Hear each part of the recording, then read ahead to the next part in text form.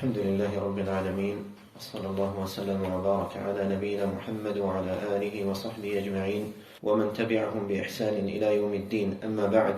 Zahvala pripada uzvišenom Allahu gospodaru svih svjetova, salavate i salame. Donosimo na Allahu poslanika Muhammeda, njegovu časnu porodicu i sve plemenite ashabe.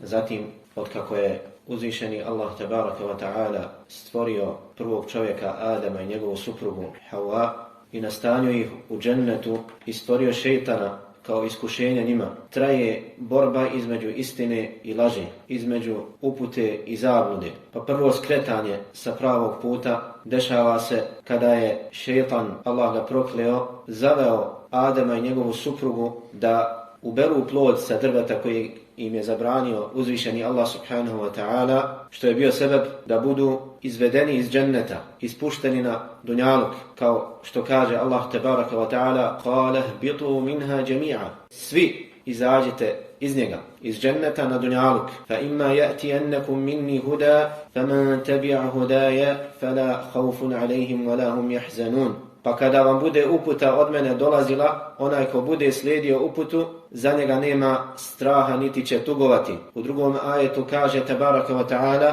"Fala yadillu wala yashqa."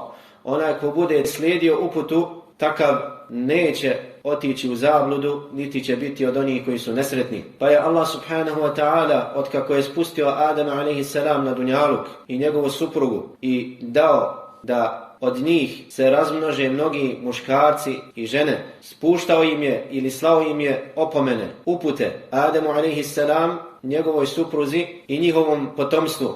Svakom narodu, svakoj generaciji slao je upućivača, slao je poslanike, vjerovjesnike, da ih pozovu na pravi put i upozore na ono što je suprotno tome, a to je zabluda i stramputica. Pa im je Allah tebaraka wa ta'ala slao poslanike i vjerovjesnike i objavljivao im knjige u kojima je uputa i spas i vodilja ka Allahovom zadovoljstvu. Ali šejtani su ih odvodili sa tog pravog puta i zavodili da krenu drugim putem mimo onog puta kojeg je Allah subhanahu wa ta'ala učinio putem koji vodi ka njemu i njegovom zadovoljstvu. Pa su i šejtani odvraćali od pravog puta i zavodili i odvodili u zabludu, a poslanici pozivali Allahu tebaraka wa ta'ala i opominjali. Svaki poslanik od Adama alejhi selam 10 generacija bilo je na čistom tauhidu. Nisu obožavali nikog drugog mimo Allaha subhanahu wa ta'ala. I onda se javlja širk prvi put na dunjaluku u narodu Nuh alejhi selam, koji je pozivao svoj narod nakon što se pojavio širk da se vrati na pravi put i da ostave obožavanje kipova i idola koje su uzeli za božanstva mimo Allaha subhanahu. I Nuh alejhi selam je prvi poslanik kojeg je Allah subhanahu wa ta'ala poslao sinovima Ademovim nakon što se pojavio širk. I Nuh alejhi selam ostaje pozivajući svoj narod: "Felebitha fihim alf sanatin illa 50 ama." Ostao je među njima pozivajući ih na pravi put 1000 godina manje 50. 950 godina pozivao je svoj narod u tauhid. I danju i noću, i javno i tajno, odlazio je na njihove skupove, dolazio im, opominjao ih, ali oni su odbijali da mu se pokore, odbijali da se pokaju i ostave idolatriju i širk. Kako kaže Allah subhanahu wa ta'ala prenoseći riječi Nuh alejhi selam: "Qala rabbi inni da'awtu qawmi laylan wa nahara فَلَمْ يَزِدُهُمْ دُعَائِي إِلَّا فِرَارًا." Kaže: "Gospodaru, ja sam pozivao svoj narod i noću i danju, ali moj poziv nije im povećao osim da još više bježe od pravog puta. وَإِنِّي كُلَّمَا دَعَوْتُهُمْ لِتَغْفِرَ لَهُمْ جَعَلُوا أَصَابِعَهُمْ فِي آذَانِهِمْ." Kada god sam ih pozivao da im ti oprostiš, to je da se pokaju i zatraže od tebe oprosta, pa da im ti oprostiš, جَعَلُوا أَصَابِعَهُمْ فِي آذَانِهِمْ, stavljali su svoje prste u uši, da ne čuju poziv na pravi put. I oholili se, odbijali poziv Nuh alejhi selam. Nisu željeli da čuju glas istine. ثُمَّ إِنِّي دَعَوْتُهُمْ جِهَارًا. Zatim sam ih javno pozivao. ثُمَّ إِنِّي أَعْلَنْتُ لَهُمْ وَأَسْرَرْتُ لَهُمْ إِسْرَارًا. Pa sam im javno obznanjivao i tajno ih pozivao. وَقُلْتُ اسْتَغْفِرُوا رَبَّكُمْ إِنَّهُ كَانَ غَفَّارًا. I govorio sam: zatražite oprosta od svog gospodara, jer on zaista oprašta grijehe. يُرْسِلِ السَّمَاءَ عَلَيْكُمْ مِدْرَارًا. Poslaće vam kišu sa nebesa da pada. وَيُمْدِدْكُمْ بِأَمْوَالٍ وَبَنِينَ وَيَجْعَلْ لَكُمْ جَنَّاتٍ وَيَجْعَلْ لَكُمْ أَنْهَارًا. I daće vam imetak, povećat će vaš imetak i obskrbit će vas sa potomstvom, sa djecom, sa sinovima i daće vam rijeke da teku oko vas i vrtove kojima rađaju plodovi raznoliki. Ma lakum la tarđuna lillahi waqara. Zašto ne veličate Allaha onako kako mu dolikuje? Zašto obožavate nekog drugog mimo njega? A oni su uzeli kipove koji su napravili njihovi očevi i djedovi, a to su pobožnjaci koji su bili u njihovom narodu, koji su bili pokorni uzvišenom Allahu. Pa kada su preselili, šejtan im je došao i nagovorio ih da naprave kipove u njihovom liku, da im naprave kipove kako bi ih ti kipovi posjećali na njihov ibadet, pa da ih oni slijede u tome, da se povode za njima. I tako je bilo u prvoj generaciji. Kada bi vidjeli te kipove, oni bi ih posjetili na Allaha, na ahiret, pa bi se i oni povodili za njima. Ali nakon što je izumrla ta generacija, došla je druga generacija koja nije znala to što su znali ovi i koja je rekla: naši očevi nisu napravili ove kipove osim da ih mi obožavamo. Pa su ih počeli obožavati. Postepeno ih šetan odveo u zabludu. Nakon toga Allah tebaraka wa ta'ala šalje Nuh alaihi salam da ih poziva: وَقَالُوا لَا تَذَرُنَّ آلِهَتَكُمْ وَلَا تَذَرُنَّ وَدًّا وَلَا سُوَاعًا وَلَا يَغُوثَ وَيَعُوقَ وَنَسْرًا. I rekoše kada ih je Nuh pozvao da ostave ta božanstva lažna: nemojte ostavljati Vedda, niti Suva'a, niti Jagutha, niti Ja'uqa, niti Nesra. To su imena tih kipova. Imena tih pobožnjaka koji su bili u tom narodu, pa su im napravili kipove. وَقَدْ أَضَلُّوا كَثِيرًا. A mnoge su u zabludu odveli. Pa je tako Nuh alaihi salam 950 godina pozivao svoj narod da ostave širk. Nakon toga Allah šalje druge poslanike. ثُمَّ أَرْسَلْنَا رُسُلَنَا تَتْرًا. Zatim smo slali poslanike jednog za drugim. Sve do Ibrahima alaihi salam, kojeg je Allah poslao da pozove da se vrate u tauhid nakon što su obožavali kipove. Tamam što jedan narod napusti obožavanje kipova, šetan ih zavede da ponovo počnu obožavati. I tako se borba između poslanika i njihovih neprijatelja stoljećima i hiljadama godina odvijala sve do Ibrahima a.s. kojeg je Allah subhanahu wa ta'ala poslao da pozove svoj narod da ostave kipove koje su obožavali mimo Allaha. Pa kako Allah tebaraka wa ta'ala spominje u Kur'anu, on još dok je bio mladić polupao je te kipove, pa su ga bacili u vatru, pa ga je Allah subhanahu wa ta'ala spasio iz te vatre i učinio da vatra bude hladna i spasonosna po Ibrahima a.s. I onda odlazi u Mekku gdje je ostavio svoju suprugu sa malim djetetom Ismailom a.s. u dolini u kojoj ne rađaju plodovi, prepustio ih u emanet ili na emanet uzvišenom Allahu i naredio mu kada je stasao Ismail da podignu Kaabu. Pa je Ibrahim a.s.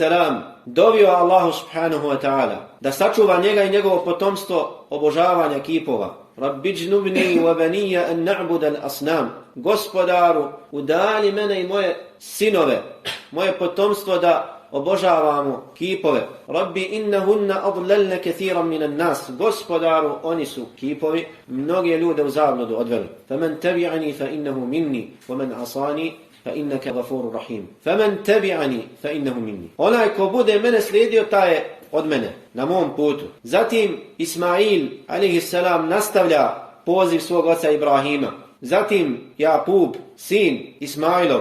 Zatim poslanici nakon njih. Sve dok se ljudi nisu udaljili u potpunosti od pravog puta. Kako je vrijeme odmicalo od vremena poslanstva, ljudi su bili udaljeni od pravog puta i od tauhida. Pa je uzvišeni Allah subhanahu wa ta'ala, kako je zabilježio ima Muslim u sahihu od Iyada ibn Himara radijallahu anhu, koji prenosi da je poslanik sallallahu alaihi wasallam rekao, prenoseći od uzvišenog Allaha da je rekao, hadith je kuci: inni khalaqtu ibadi hunafa'a kullahum. Ja sam stvorio svoje robove na uputi da budu pravovjerni, da im je širk stran i odbojan. Sve je Allah subhanahu wa ta'ala stvorio na toj fitri, urođenim svojstvima koja su podložna prihvatanju istine. U prirodi čovjeka da prihvati istinu, ududara se sa njegovom prirodom i da odbija širk i da osjeća odbojnost prema širku i kufru. Wa innahum atathum ash-shayatin fajtalathum an dinihim. Ali su im došli šejtani, pa su ih odveli i udaljili od njihove vjere. وَحَرَّمَتْ عَلَيْهِمْ مَا حَلَّلْتُ لَهُمْ pa su im zabranili, oharamili ono što sam im ja dozvolio. وَأَمَرُوهُمْ أَنْ يُشْرِكُوا بِي مَا لَمْ أُنْزِلْ بِهِ سُلْطَانًا i naređivali su im da mi čine širk i pripisuju mi druga, nekoga ravnim, a ja o tome nikakvog dokaza nisam objavio. وَإِنَّ اللَّهَ نَظَرَ إِلَى أَهْلِ الْأَرْضِ pa je Allah pogledao stanovnike zemlje, sve one koji su bili u to vrijeme na zemlji. فَمَقَتَهُمْ عَرَبَهُمْ وَعَجَمَهُمْ pa ih je sve zamrzio subhanahu wa ta'ala. I Arape i ne Arape. Sve ih zamrzio. Illa baqaja min ahli kitab. Osim skupine male od ehlu kitabija, koji nisu skrenuli sa pravog puta. Osim male skupine, oni koji su ostali na pravom putu od ehlu kitabija. Sve ih Allah prezirao. Zbog kufra, širka, zablude u kojoj su bili. Zatim kaže subhanahu wa ta'ala وَإِنِّي بَعَثْتُكَ لِأَبْتَلِيَكَ وَأَبْتَلِيَ بِكَ zatim sam tebe poslao Muhammede, alihi salatu wasalam, da te iskušam i iskušam sa tobom. Kada je Allah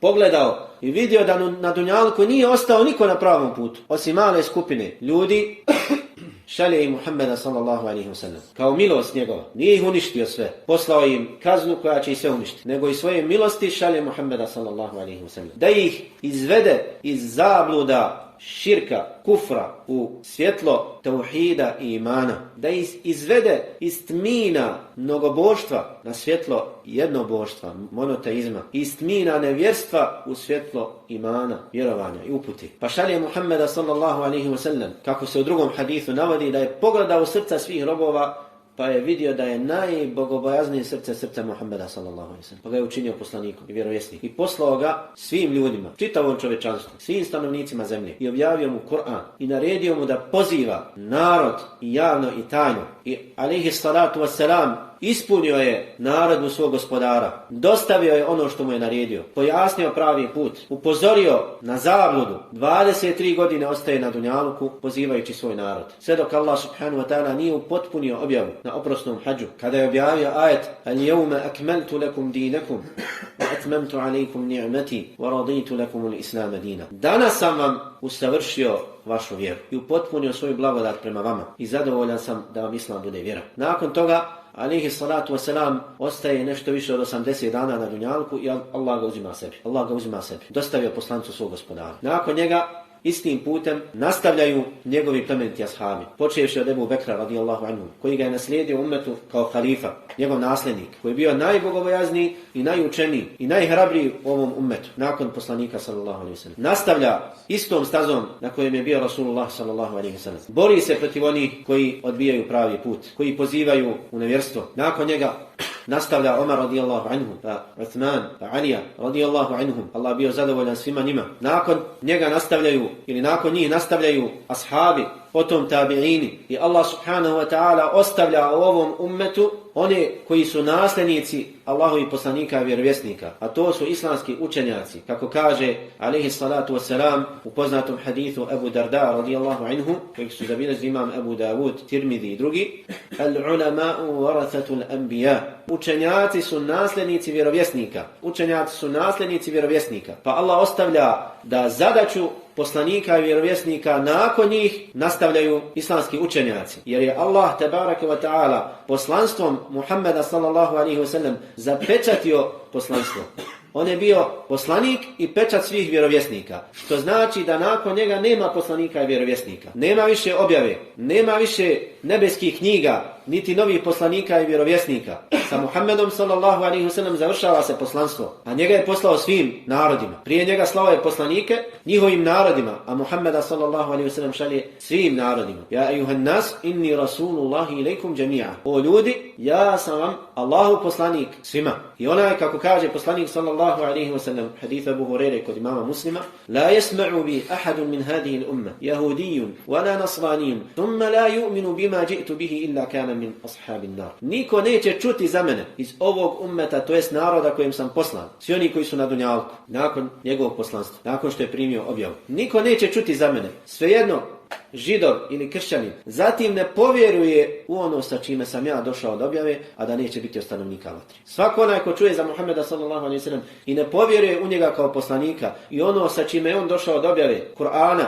i upute, ne povjeruje i ne prihvati njega kao poslanika, bit će u vatri vječno, zato što je zanevjerovao činio kufr, nevjerstvo u Allaha subhanahu wa ta'ala, njegovog poslanika. I time je učinio nevjerstvo u sve poslanike prije njega. Jer onaj ko negira jednog poslanika, on negira sve poslanike. Jer svaki poslanik je nagovještavao dolazak poslanika nakon njega. Kao što je Isa alejhi selam, zadnji poslanik prije Muhammeda sallallahu alejhi ve sellem, nagovijestio dolazak Muhammeda sallallahu alejhi ve sellem. I onaj ko ne vjeruje Muhammeda, on ne vjeruje ni Isa alejhi selam. Onaj ko ne vjeruje u Muhammeda, ne vjeruje ni Isa, ni Musa, ni ostale poslanike. I kogod čuje za Muhammeda i ne povjeruje u njega, alejhi salatu wasalam, on je nevjernik i bit će vječno u džehennemu. Bez obzira što slijedi ili tvrdi za sebe da slijedi poslanike prije njega. Jedan govori da slijedi Isa, drugi da slijedi Musa alejhi selam.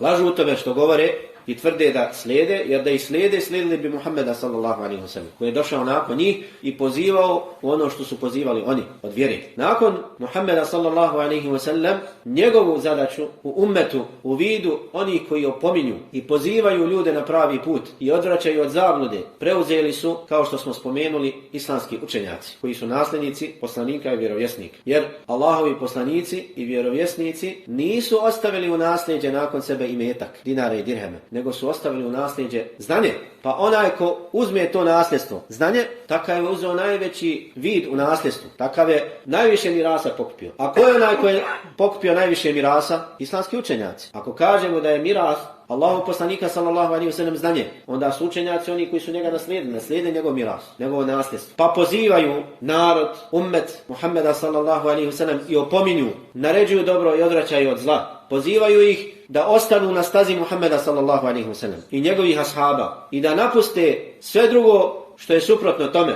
sa jedne ili sa druge strane, nego da idu sredinom, pravim, ispravnim putem koji je utaban, kojeg su utabali Muhammed sallallahu alejhi ve sellem i njegovi ashabi.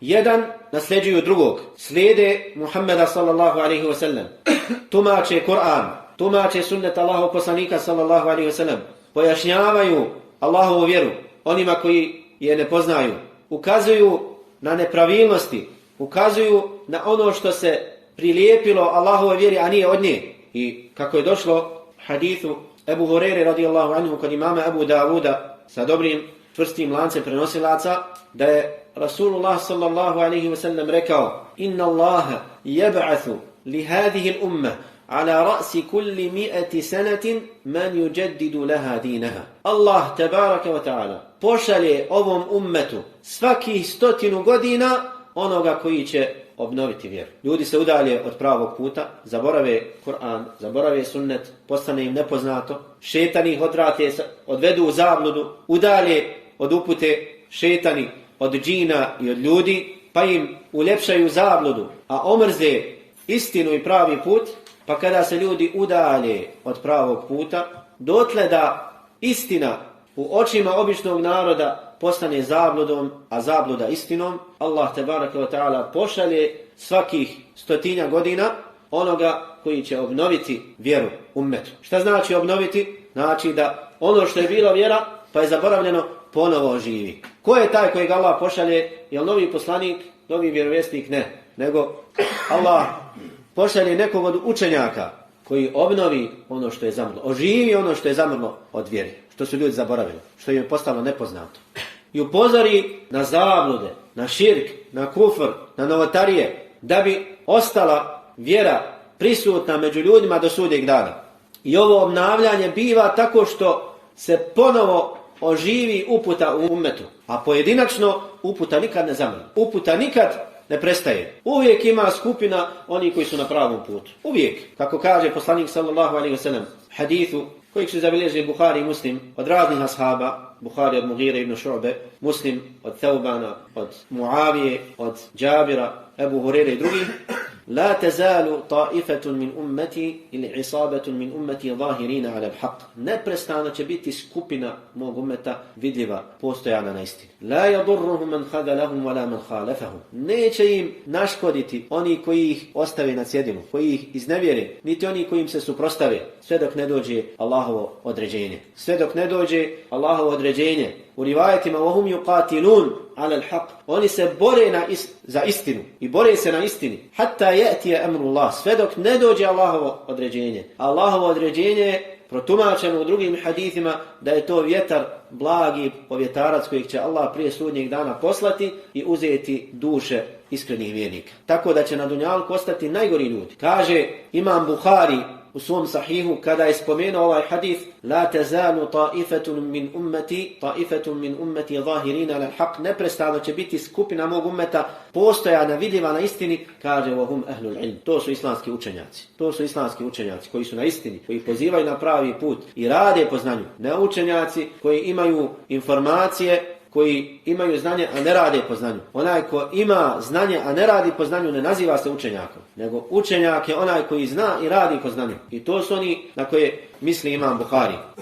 To su oni na koje misli Imam Buhari rahmetullahi alejh. Pa tako Allah tebareke ve taala sačuvao je istinu ovom ummetu. Uvijek ima jedna skupina, nekad veća, nekad manja, koja je na pravom putu. Ali obnavljanje vjere se dešava svaki 100 godina. Allah učini nekog od islamskih učenjaka da obnovi ili smiluje se, nadahne, spusti svoju blagodat na nekog od islamskih učenjaka i pomogne ga da obnovi vjeru ovom ummetu, da se proširi, da se ponovo probudi ummet. Nekada je to jedan učenjak, nekada njih više. Nekada je jedan obnovitelj u jednom segmentu, a drugi u drugom segmentu. Pa je tako Allah tebaraka wa ta'ala kroz historiju Islama slao ili nadahnuo neke od svojih robova da se suprotstave otvoreno zabludi i sljedbenicima zablude, neprijateljima istine od islamskih učenjaka. Pa je dao imama Ahmeda ibn Hanbala rahimahullah,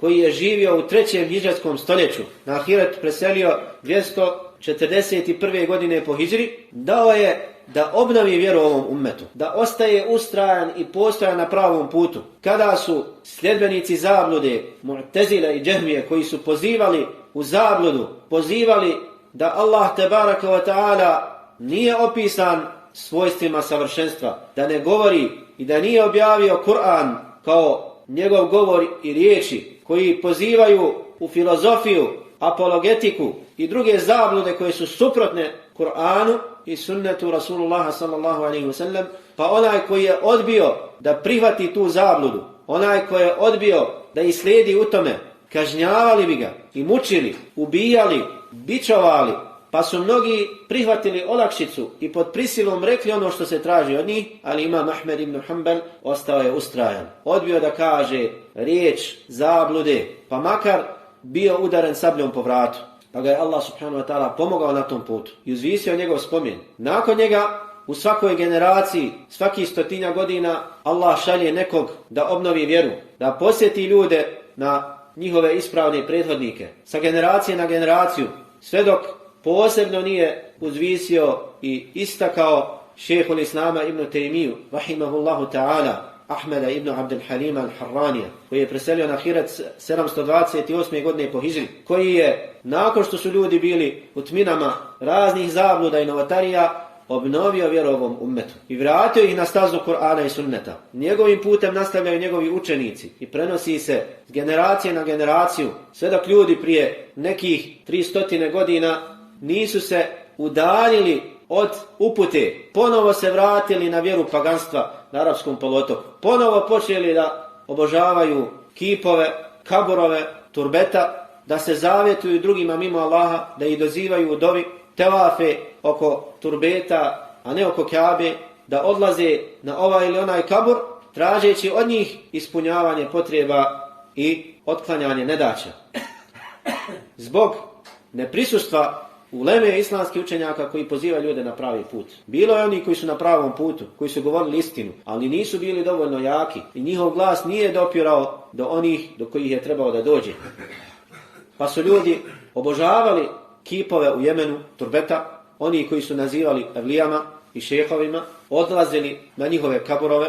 Žena kada ne može da zatrudni, ode na kabur Ajdrusa u Jemenu ili Ahmeda Bedavija u Misru ili Zejda ibn Khattaba u Neždu i traži od njih da je Allah opskrbi potomstvo. Da se oni zauzimaju kod Allaha, da se zauzmu. Onaj ko nema dovoljno opskrbe ode na njihov kabur i traži opskrbu od njih. Onaj koga proganja neprijatelj ide na njihove kaburove i traži od njih pomoć. Ljudi su oni koji su bili u vjeri, učenjaci, podnavanike u tom vremenu, umjesto da ljude pozivaju u osnove vjere, mnogi osim onih kojima se Allah smilovao, raspravljali su o nekim manje bitnim pitanjima, polemisali i potencirali fikska razilaženja, mezhebska razilaženja, javila se mezhebska netrpeljivost, fanatizam hanefijskog mezheba, onaj koji je hanefijskog mezheba prezirao je ono koje je šafijskog, onaj koji je šafijskog mrzio je ono koje je malikijskog, onaj koji je malikijskog prezirao je onog koje je hambelijskog, vodili ratove jedni protiv drugih, rušili jedni drugima mihrabe, rušili jedni drugima škole, medrese. Zbog čega? Zato što su se udaljili od pravog puta. Od vjere im nije ostalo osim to. Dotle su došli, bili, da kada bi čitali Kur'an bez razmišljanja o ajetima, bez razumijevanja. I govorili da ne može niko razumijevati Kur'an. Na tebi je samo da čitaš Kur'an, ali ne moj razmišljati. Čitaj haditha, ali ne možeš ti ništa razumijevati iz haditha. Zato što je pitanje ištihada zatvoreno, nema više ištihada u ummetu, nema novog razumijevanja i onda bi ljudi čitali Kur'an i haditha samo radi bereketa. Čita hadith u kojem Allah subhanahu wa ta'ala, u kojem poslanik sallallahu alejhi ve sellem proklinje onoga koji uzima kamatu ili daje kamatu, ili onoga koji uzima mito ili daje mito, i onda ode kod svog šeha ili učitelja i on mu kaže to je dozvoljeno i on mu se u tome pokorava, bez obzira što je čuo hadith. Kaže mu nisi ti dobro razumio taj hadith. Ko si ti da razumijevaš taj hadith? Ko si ti da razmišljaš o tom hadithu? Čita u Kur'anu da Allah neće oprostiti nikome ako učini Allahu širk, i onda ode i dovi drugima mimo Allaha. I kada mu kažeš da je to širk, kaže ili odgovara jeste, ali zašto moj šejh tako radi? Zašto taj učenjak tako radi? U tom periodu, kada je ovakvo stanje bilo, onda gdje bi trebalo da bude najbolje, a to je u neposrednoj blizini Kabe, u Mekki, u Medini i okolnim mjestima Mekke i Medine, na Arapskom poluotoku, kako je onda tek stanje bilo na drugim mjestima? Ako je takvo stanje bilo onda odakle svjetlo istine zasijalo dunjalkom, kako je onda stanje bilo na drugim mjestima? Niko nije želio da se suprotstavi tome, a onaj ko želio nije imao snage, niti je imao onoga koji će ga podržati na tome. I onda u tom periodu 1115. godine po hidžri rađa se jedan šejh, učenjak, pobožnjak, zahid, jedan od reformatora ispravnog vjerovanja u ovom ummetu, a to je šejh Muhammed ibn Abdul Wahhab, ibn Sulejman, ibn Ali at-Tamimi, al-Najdi, al-Hanbali. 1115. godine po hidžri. Šejh Muhammed ibn Abdul Wahhab, ibn Sulejman, ibn Ali at-Tamimi. Rađa se u jednoj islamskoj učenoj porodici. Njegov otac Abdul Wahhab ibn Sulejman bio je kadija i muftija u tom mjestu, gradu gdje se rodio Muhammed ibn Abdul Wahhab. To mjesto se zove Al-Uyayne. U blizini nekih 70 km od glavnog grada u Arabiji danas, Rijada. Al-Uyayne. Sjeverno, zapadno od Rijada. Nekih, dakle, malo više od 300 godina. 330 godina prije nas rodio se ovaj imam. I, kao što smo rekli, rađa se u ovoj islamskoj učenoj porodici. Njegov babo, otac Abdul Wahhab, bio je učenjak fikha hambelijskog mezheba. Bio je muftija i kadija u tom rodnom gradu šeha Muhammed Abdul Wahhab al-Uyayni. A njegov djed, otac od njegovog oca, Sulejman, također je bio jedan veliki učenjak. Sulejman ibn Ali at-Tamimi. Jedan poznati veliki učenjak hambelijskog mezheba, koji je bio poznat na čitavom području Arapskog poluotoka. Davao fetve i pisao knjige iz fikha. Također njegove amidže, njegove dajidže bili su učenjaci.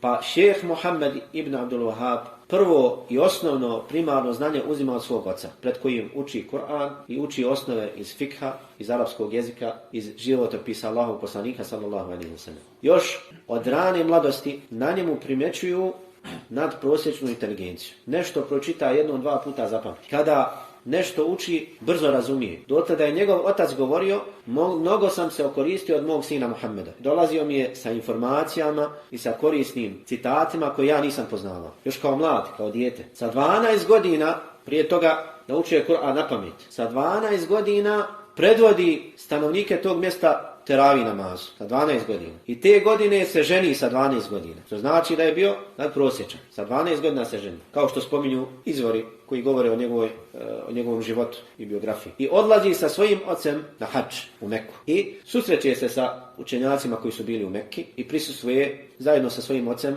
na sjelima gdje se uči znanje na halkama, gdje se tumači vjera.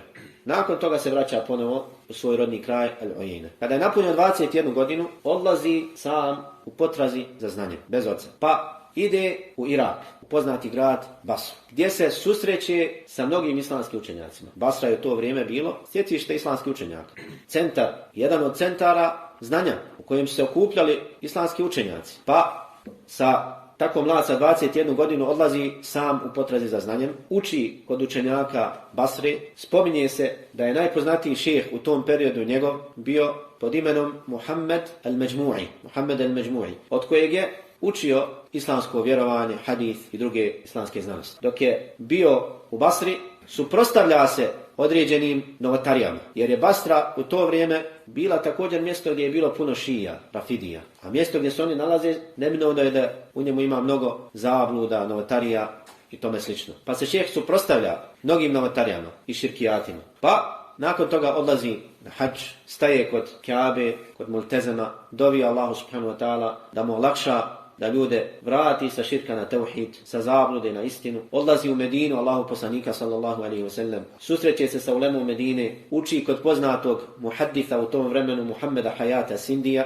od kojeg uzima džazetname, hadijske zbirke, čita pred njim, uči akidu, islamsko vjerovanje. Također kod šeha Abdullaha ibn Ibrahima Nejdija, Al-Faradija, od kojeg uči hadith i fiqh i arapski jezik, i dok je bio u Medini također suprotstavlja se mnogim novotarijama koje je primijetio, pogotovo onim novotarijama koje se čine oko kabura poslanika sallallahu alaihi wa sallam. Prije toga dok je bio u Basri, kada je vidio ili susreo se sa mnogim nepravilnostima u islamskom vjerovanju, mnogim zabludama, vidovima širka i kufra, piše svoje poznato djelo Kitabu Tevhid, knjiga Tevhida. Tim povodom, da bi ukazao na te propuste i devijacije u akidi, u vjerovanju. Pa zbog toga biva uznemiravan, eziječen, biva mu zapriječeno da će biti ubijen i mučen ako ne ostavi to što poziva. I onda kreće prema Šamu, želi da ode do Damaska, da uči od uleme Damaska, ali zbog nedostatka imetka vraća se nazad. Nakon toga odlazi u grad Az-Zubair, vraćajući se iz Basre, koji je na granici sa Arabijom. Nakon toga ide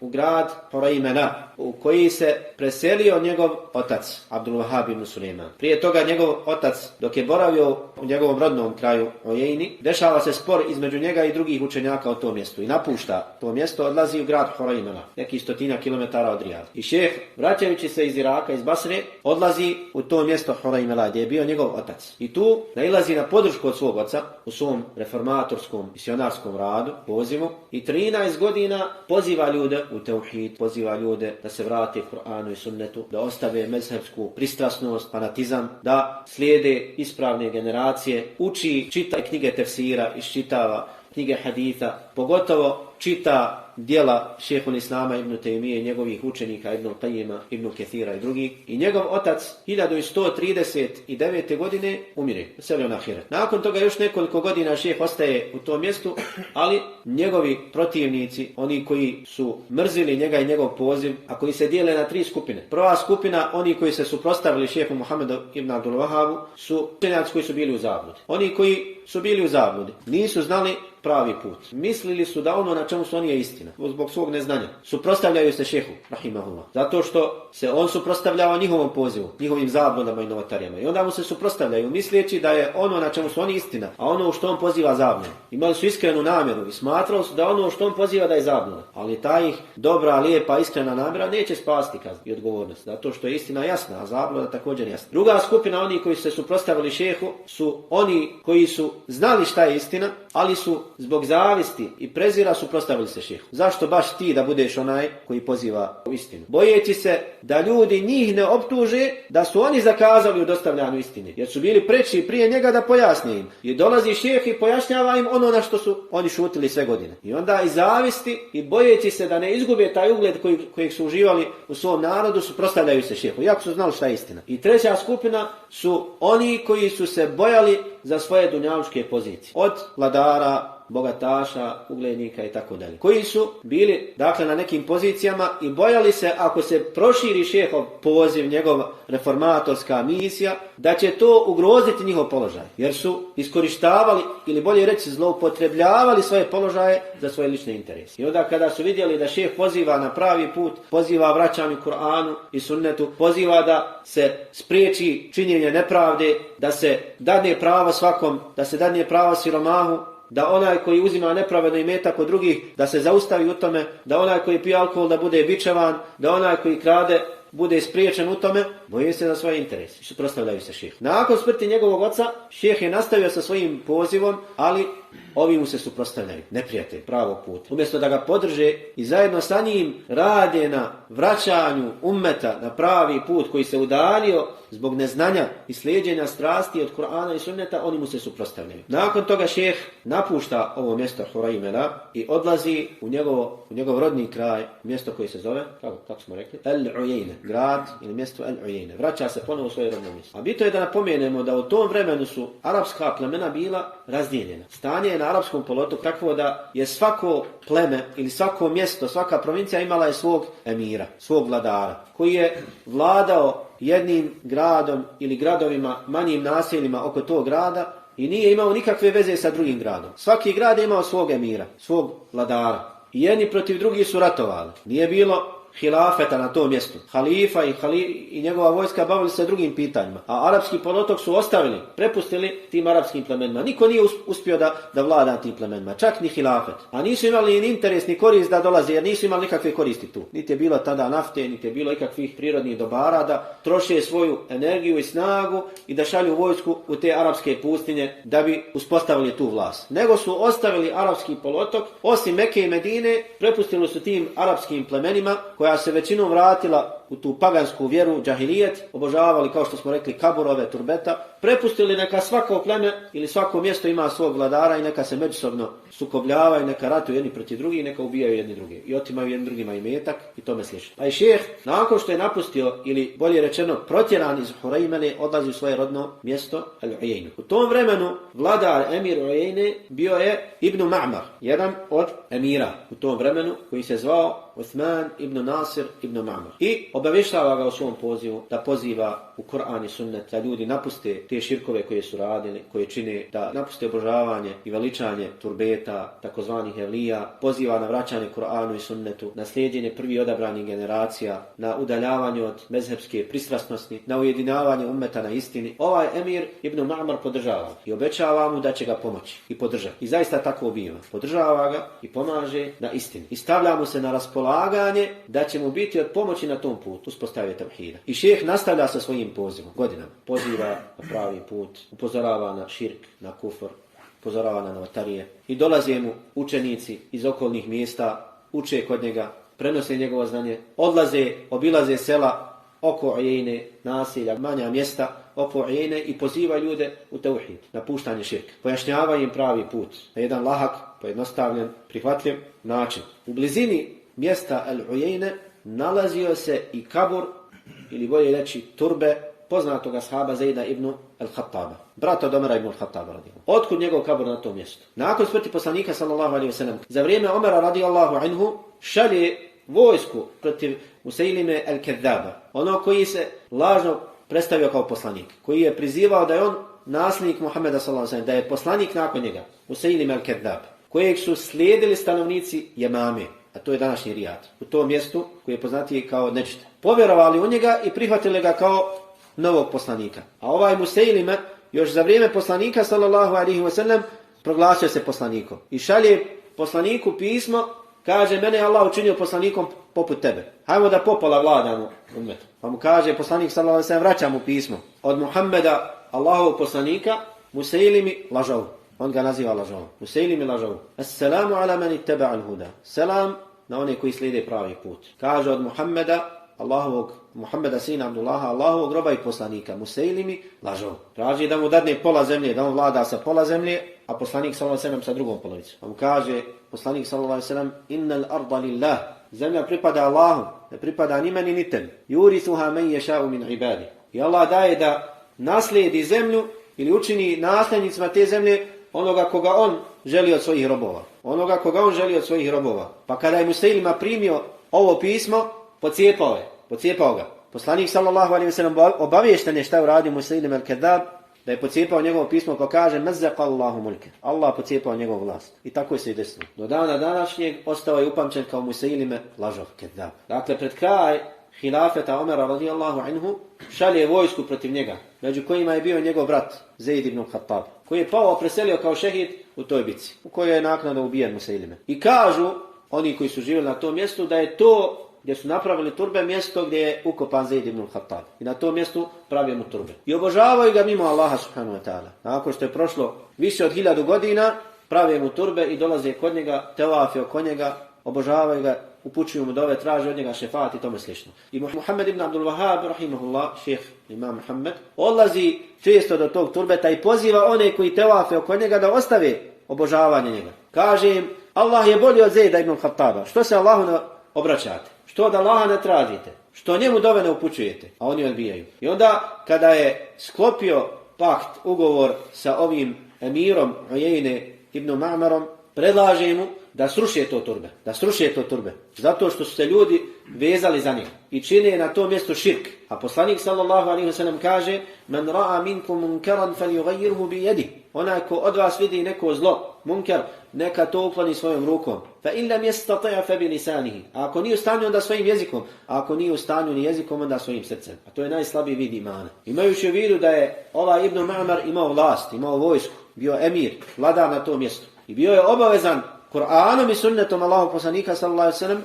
da ukloni sve ono što je bio u mogućnosti od zla, munkera. A nema sumnje da je najveći munker širk. Pa mu predlaže šejh Muhammed ibn Abdul Wahhab da uklone to turbe. Ne da unište kabur, nego da uklone turbe. Zato što je alejhi salatu vesselam zabranio da se dižu građevine na kaburovima, koji zabilježi imam Muslim od Alije radijallahu anhu, da ga je poslanik sallallahu alejhi ve sellem poslao i naredio da ne ostavi ni jedan kabur koji je uzdignut, a da ga ne poravnja sa zemljom. I da ne ostavi ni jednog kipa, ni jednu sliku, a da je ne uništi. Zabranjeno je dizati, poslanik sallallahu alejhi ve sellem zabranio je da se gradi na kaburovima. Prokleo one koji na kaburovima prave mešćide i uzimaju kabore svojih vjerovjesnika za mjesta gdje čine ibadet. Pa šta reći za one koji su na manjem stepenu od vjerovjesnika? Pa mu predlaže šejh da uklone to turbe. Ne kabur, kabur se mora poštovati. To je kabur ashaba ako kažemo da je zaista na tom mjestu. Ali da se ukloni građevina koja je na njemu, koja je sebeb da ljudi čine širk. I ovaj emir ibn Ma'mar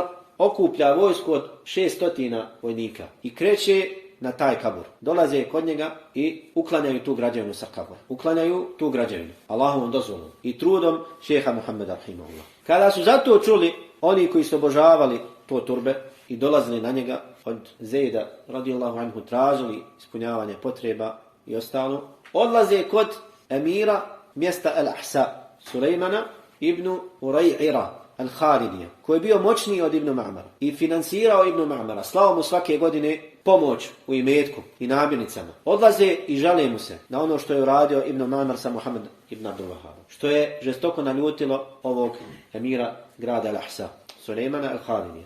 I šalje pismo Ibn Ma'maru u kojemu naređuje da ubije šeha Muhammeda ibn Wahhab, da ga pogubi. Čuli smo da kod tebe se nalazi čovjek tako i tako koji radi, koji poziva u to i to, naređujem ti da ga ubiješ, ili ću zaustaviti pomoć koju ti dajem, prekinut ću pomoć koju ti dajem svake godine i podignut ću vojsku na tebe i osvojiti tvoj grad Al-Ujejne. Ibn Ma'mar, emir grada Al-Ujejne, kada je dobio ovo pismo, prepao se, pobojao se za sebe. I obraća se šehu Muhammedu Abdul Wahhabu, kaže mu: savjetujem te da napustiš ovo mjesto. Mi nismo u stanju da se borimo protiv Halidija, Sulejmana al-Khalidi. Na što mu šejh Muhammed rahimahullah odgovara: ne boj se, onaj koji je na istini, Allah će ga pomoći. Ti si na istini uz Allahovu pomoć, pomažeš istinu, Allah će sačuvati one koji su na istini od spletkaroša. Uz Allahovu pomoć neće ti ništa moći nauditi. Nastavi sa svojim pozivom. Allah će te učiniti predvodnikom drugih, ne samo da ti neće spriječiti Allahovu opskrbu, nego će dati da ti zavladaš njegovim mjestom i da ti njega pokoriš ako ustraješ. Međutim, ovaj odbija da nastavi pružati pomoć šehu Muhammedu ibn Abdul Wahhabu, a u osnovi ne pruža pomoć njemu, nego istini. Jer on nije pozivao sebi, nije pozivao u svoj neki novi medheb, nego je pozivao da ljude da se vrate Kur'anu i sunnetu. On je u svemu tome nebitan. Međutim, naređuje mu da napusti ovo mjesto. al-Ujayn. I šejh rahimahullah odlazi sam svojim nogama, bez jahalice. Pješice odlazi u mjesto koje se zove Ad-Dar'ije, koje se danas nalazi unutar grada Rijada. Odlazi pješice, početkom dana izlazi iz svog rodnog mjesta Al-Ujayna i odlazi u Dar'iju. Stiže krajem noći i odsjeda kod jednog od svojih učenika koji se zvao Muhammed ibn Suvailim Al-Urayni, jedan od njegovih učenika. Odsjeda kod njega i odlaze zajedno na sabah namaz i šejh im predvodi kao imam, dadnu mu da predvodi u tom mešćidu namaz i na namazu uči sura Al-Buruđ kada je došao do ajeta وَمَا نَقَمُ مِنْهُمْ إِلَّا يُؤْمِنُوا بِاللَّهِ الْعَزِيزِ الْحَمِيدِ. Nisu se borili protiv njih i suprotstavljali osim zato što vjeruju u Allaha koji je ponosni i hvale dostojan. Innal ladina fatanu al-mu'minina wal-mu'minati thumma lam yatubu falahum adabu jahannam wa lahum adabu al-harim. Oni koji u fitnu, iskušenje stavljaju mu'mine, vjernike, vjernice, zatim se ne pokaju, falahum adabu jahannam. Takve sleduje džehennemska patnja i žestoka patnja u vatri. I plače žestoko u namazu kada uči ovaj ajet. Plače žestoko. Oni koji su bili prisutni na sabah namazu pitaju ko je ovaj šejh koji nam predvodio, pa se pročuje o njemu među stanovnicima Dar'ije. Da je odsjeo kod ovog njegovog učenika Muhammeda ibn Suvailima i dolaze mu, oni koji vole znanje, dolaze kod njega, postavljaju mu pitanja, traže od njega odgovore na neke nejasnoće, traže tumačenja određenih ajeta, haditha, sve dok vijest o njemu nije došla do emira, vladara ovog grada ili ovog mjesta Dar'ija, Muhammeda ibn Su'uda. Kaže se da je onaj koji je obavijestio ovog emira Muhammeda ibn Su'uda njegova supruga, koju je nagovorila druga žena koja je bila prisutna na tom sabah namazu. Kada je čula šeha kako plače na namazu, pitala o čemu je riječ, zbog čega plače, pa je obaviještena da je protjeran iz svog rodnog kraja zato što je pozivao u tevhid i zapriječeno mu da će biti ubijen, što je šeha pogodilo emotivno i plakao je u namazu, jecao, i onda je ova žena obavijestila suprugu od emira da je kod nas u naše mjesto došao je čovjek koji je plijen. Nipošto nemoj dozvoliti da ga izgubiš. Ispričala njegovoj supruzi i onda njegova supruga odlazi do ovog emira i govori mu kod nas je došao u goste čovjek koji se zove Muhammed ibn Abdul Wahhab, jedan od učenjaka, šehova. Ovo ti je prilika da podržiš istinu. Nemoj slučajno da pustiš ga da ode. Nemoj slučajno da propustiš ovu priliku. Nagovara ga, nagovara, kao što žene znaju nagovoriti muža, koristeći svoje metode. A on pita gdje se nalazi? Gdje se nalazi taj šejh? Kaže, nalazi se kod Muhammeda ibn Suvailima. Kaže, recite mu nek dođe. Ne, od edeba je da ti odeš kod njega. Ako želiš da ga podržiš zato što poziva Kur'an i sunnet, zato što poziva u istinu, pokaži edeb i poštovanje prema njemu, otiđi ti kod njega. I odlazi ovaj emir Muhammed ibn Su'ud, odlazi na noge šehu Muhammeda ibn Wahhab. I traži od njega da mu pojasni šta je to u šta poziva. Šta je to što je sebe da su ga protjerali iz njegovog rodnog kraja. I nakon toga šejh mu pojašnjava šta je njegov poziv, šta je njegova misija, u šta poziva. Da poziva u čisti tauhid. Da ljudi ostave sve ono što se suprotstavlja tauhidu. Da ostave širkove i velike i male, da ostave novotarije, da ostave obožavanje turbeta, činjenje tevafa kod turbeta, ostave traženje šefata od mrtvih, zavetovanje mrtvima, da ostave hamajlije, da ostave svetišta takozvana, da se ne obraćaju u svojim dovama drugima mimo Allaha, da ostave džinne, šeitane i ostalo, da ostave novotarije, da se vrate Kur'anu i sunnetu, da se vrate na stazu prvih odabranih generacija, da ostave mezhebsku pristrasnost. Pojašnjavamo šta je srž njegove misije, misionarskog poziva. On mu kaže ovaj emir Muhammed ibn Su'ud, to što ti pozivaš, ja vjerujem u to i želim te podržati na tome. Ali se bojim, ako te podržim i tebe Allah uzdignete, Allah i pomogne, da ćeš nas napustiti i otići na neko drugo mjesto. Pa mu kaže šejh Muhammed Abdul Wahhab, daću ti prisegu da nikada neću napustiti ovo mjesto, samo pomozi tauhid, pomozi istinu. I jedan drugom daju prisegu da će pomoći jedan drugog na pozivu na pravi put. I onda počinje nova faza u životu šeha, nova epoha u životu šeha Muhammeda ibn Wahhab. Počinje intenzivni rad na pozivanju drugih u tauhid. Kada je dobio podršku ovog emira, Muhammeda ibn Su'uda, koji je stavio svu svoju snagu, sav svoj imetak, sva raspoloživa sredstva na raspolaganje šeha. Pa pozivaju okolna sela u tauhid i odazivaju im se ljudi, dolaze sa svih mjesta, odazivaju se, dolaze da uče kod šeha Muhammeda Abdul Wahhaba. Tada je imao otprilike šeh nekih 40 godina. I ostaje 50 godina pozivajući u tauhid. Od 1158. godine po hidžri 48 godina poziva u tevhid. I dešavaju se sukobi između njega i njegovih neprijatelja. Naravno, kada se proširila vijest o njemu, kao što smo rekli, ove 3 skupine, 3 kategorije njegovih neprijatelja suprotstavljaju mu se. Dižu vojske protiv njega. Da stanu u kraj i da zaustave njegovu reformatorsku misiju. Pa dolaze i napadaju ovaj grad, ali Allah subhanahu wa ta'ala ih pomaže. Nakon toga oni odlaze i pozivaju druge. I svako onaj koji se suprotstavi i odbije da ostavi širk milom, oni mu zabranjuju širk silom, jer ih Allah pomogao i dao im snagu. Iz godine u godinu sve je bio veći broj onih koji su ostavljali te zabljede novotarije i vraćali se na Kur'an i sunnet. I tako ostaje 50 ili 48 godina pozivajući u tevhid. I na tom putu piše mnoga djela koja se i dan danas izučavaju. Od najpoznatijih šehovih djela koja je napisao u svrhu vraćanja ljudi na izvorno vjerovanje je poznato djelo Kitabu Tevhid, knjiga Tevhida, koje se smatra jednim od najboljih djela u akidi koja su ikada napisane. Kitabu Tevhid. U kojem nije spomenuo ništa od svog govora. Ajet hadith, govora sa ajet hadith. Ništa od sebe. Isto kao što Imam Buhari radio u svom sahihu. Poglavlje o sihru. Kakav je propis sihra? I onda spomene ajet, spomene hadith, spomene tumačenje ashaba. Preko 200 haditha koje je poredao ajeta i haditha izreka koje je poredao kroz 67 poglavlja. Također piše svoje poznato djelo Kešfu šubuhat, otklanjanje šubhi, nejasnoća, Nawaqidul Islam, djela koja izvode čovjeka iz Islama, da bi pojasnio pravi put. Šta je ono što te može izvesti iz Islama? Da paziš na to. Usulul iman, Fadailul Kur'an, osnova imana, vrijednosti Kur'ana, Al-Kebair, veliki grijesi, Al-Majmu'a fil hadith, ala abwab al-fiqh, knjiga o hadithima koji govore o propisima. Zatim radi na skraćivanju mnogih poznatih djela, većih djela, kao poznato djelo imama Ibn Qayyima Zadul Ma'ad. Dakle, piše mnoga djela koja njegovi učenici uče pred njim i iščitavaju pred njim, čitaju, a on im tumači i komentarši. Naknadno sakupljena su ta šehova djela i štampana u 15 tomova. I onaj ko čita, baci pogled na ta djela, vidjet će posebnu jednostavnost i lahkoću kojima obiluju šehova djela.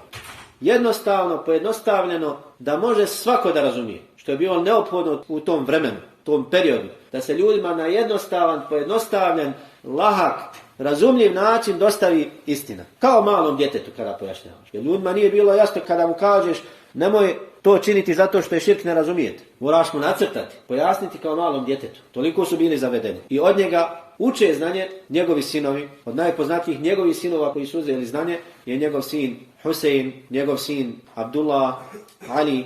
Također njegovi unuci uzimaju znanje od njega poput šeha Abdurrahmana koji je sin od Hasana. Također njegov drugi unuk Sulejman, sin Abdullaha, koji su napisali 2 najpoznatija komentara na djelo Kitabu Tevhid. Također i drugi uzimaju znanje od njega. Nakon tih 50 godina poziva u Tevhid i suprotstavljanja onim koji odbijaju da prihvate Tevhid, šejh, Allah mu se smilovao, odlazi na ahiret 1206. godine po hidžri. 1206. godine po hidžri sa 92 godine života. 92 godine života. Rekli smo da je od rane mladosti počeo učiti znanje. Sa 12 godina predvodio druge u namazu kao imam, teravih. Znači preko 80 ili 80 godina koje je proveo u znanju i podučavanju, prenošenju znanja, učeći i prenošeći znanje, pozivajući na pravi put, Kur'an i sunnet. Nakon šeha, njegovim putem nastavljaju njegovi sinovi, njegovi unuci, njegovi učenici, nastavljaju pozivati u tevhid.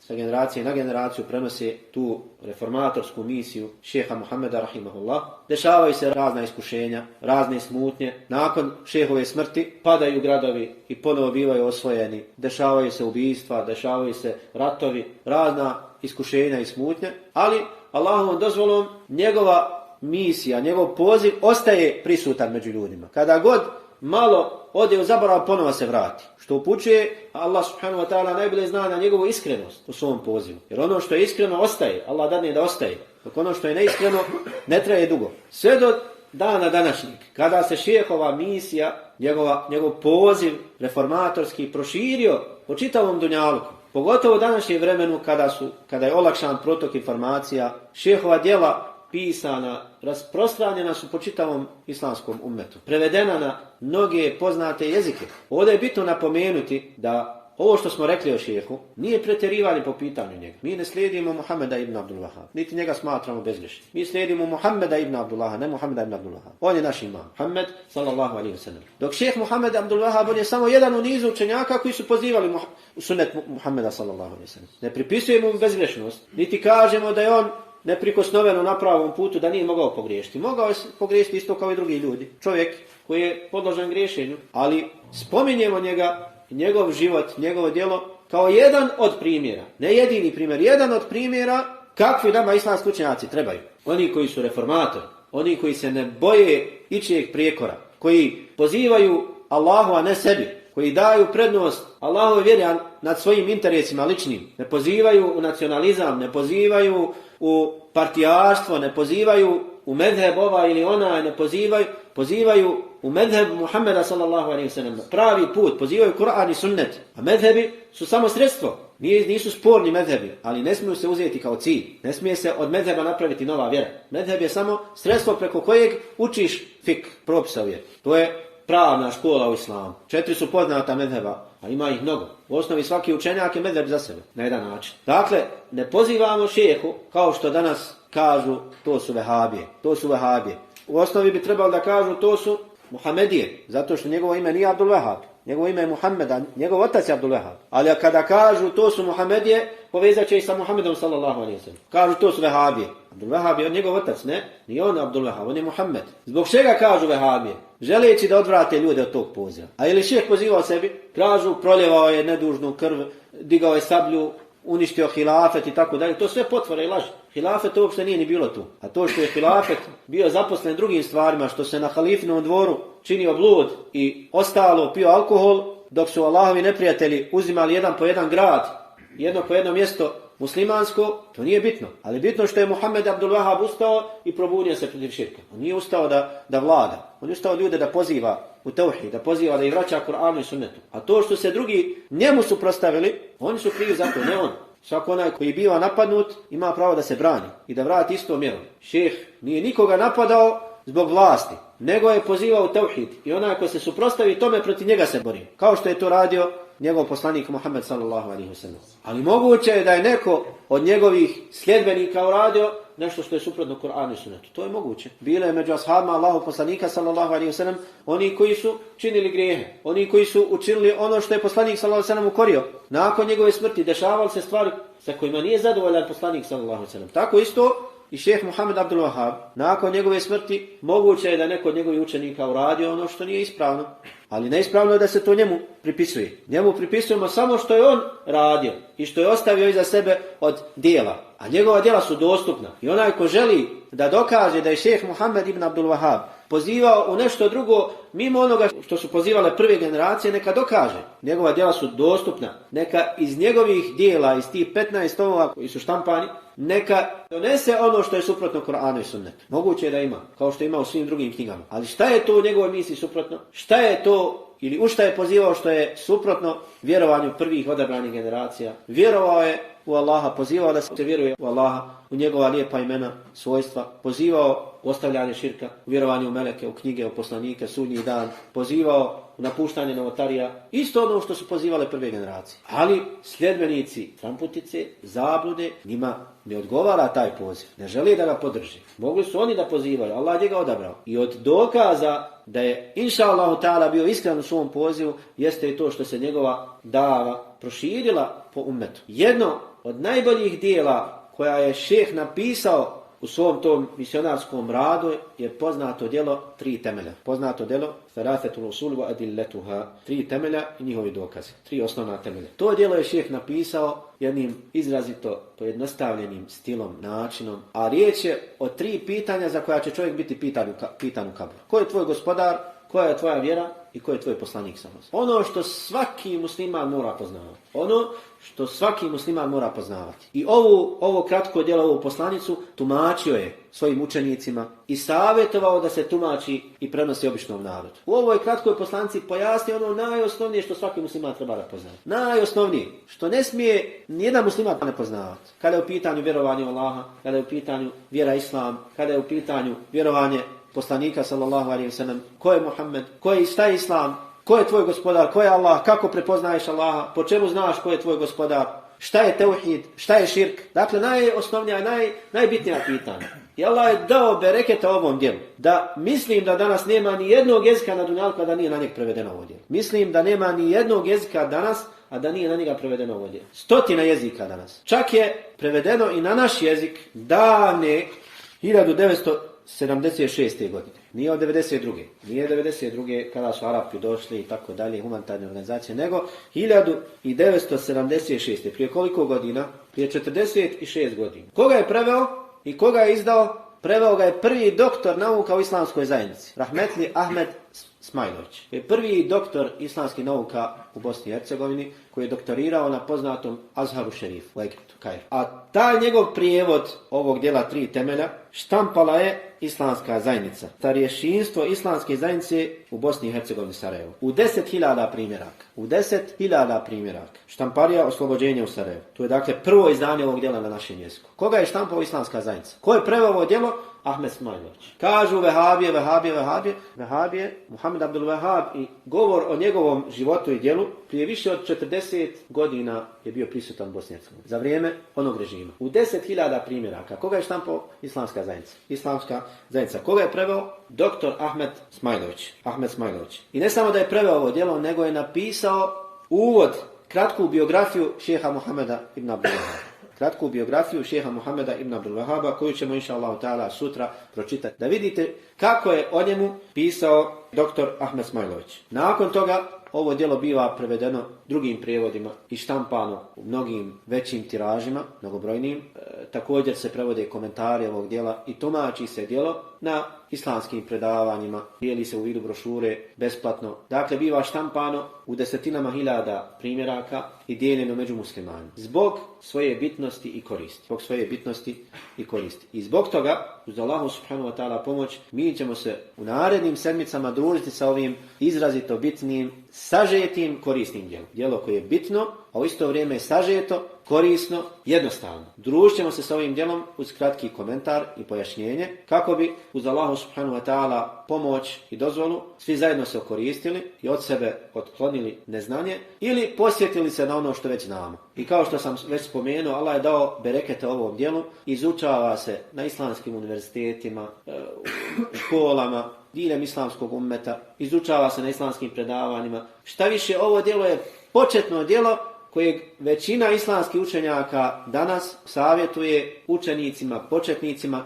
da na početku svog učenja izučavaju. Prvo djelo kojeg savjetuju da izučavaju, kaže, započni sa 3 temelja. Prvo, nauči napamet ga, čitaj ga pred nekim učiteljem, pred šehom, pred alimom, prisustvuj predavanjima, izučava njegov komentar.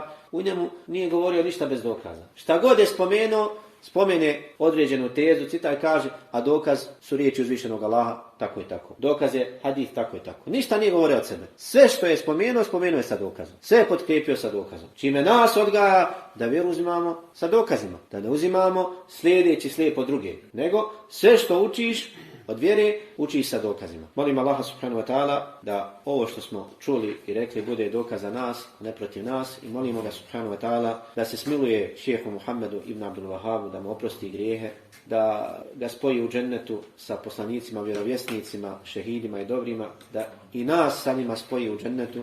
Molimo ga subhanahu wa ta'ala da uzdigne tauhid i sunnet i sve one koji pozivaju tauhid i sunnet, da ih pomogne na tom putu, da učini nas od onih koji pozivaju Kur'an i sunnet i ispovjedanje tauhida uzvišenom Allahu subhanahu wa ta'ala. I molimo ga subhanahu wa ta'ala da uništi širk i one koji pozivaju širk i da iskorijeni širk koliko god je moguće iz ovog ummeta i da učini nas od onih koji se bore protiv širka. I molimo ga subhanahu wa ta'ala da nam oprosti grijehe, da nam se smiluje, a naša posljedna dova je alhamdulillahi rabbil alamin. Salavate i salame donosimo na Allahu poslanika Muhammeda, njegovu časnu porodicu i sve plemenite ashabe.